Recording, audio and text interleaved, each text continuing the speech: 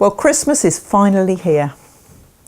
Time to make merry, to celebrate, to eat loads, to have parties, to give presents, and for joy.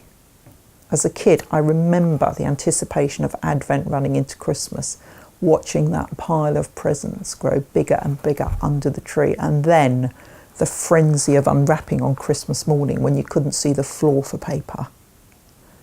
And then I remember the chore of writing those thank you notes that just seemed to go on into the new year. And that's the thing, isn't it? We want our kids to be grateful. We really do. We teach them to say thank you. We want them to appreciate everything they've got and just to have gratitude kind of embedded in their souls. But it's really hard.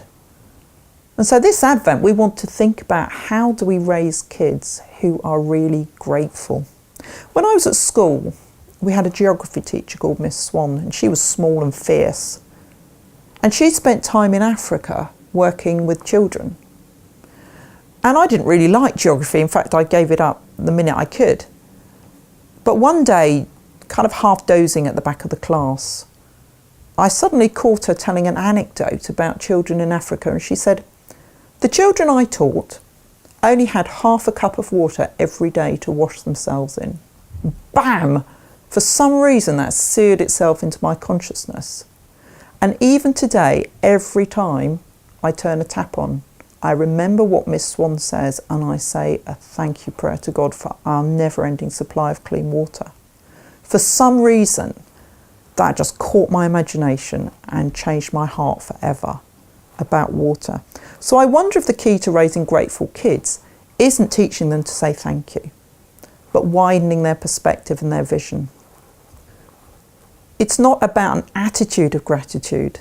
Rather, we want to think about gratitude practices. What can we practice together? What can we do together that just widens our vision and helps gratitude bubble up naturally?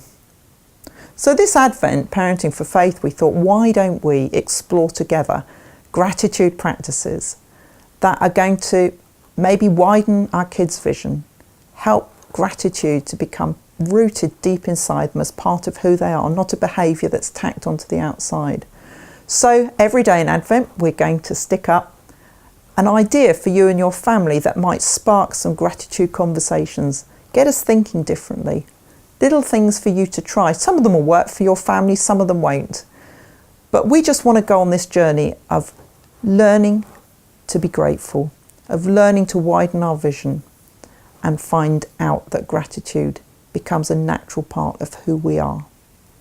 So we wish you all a really happy Advent and a gratitude-filled Christmas.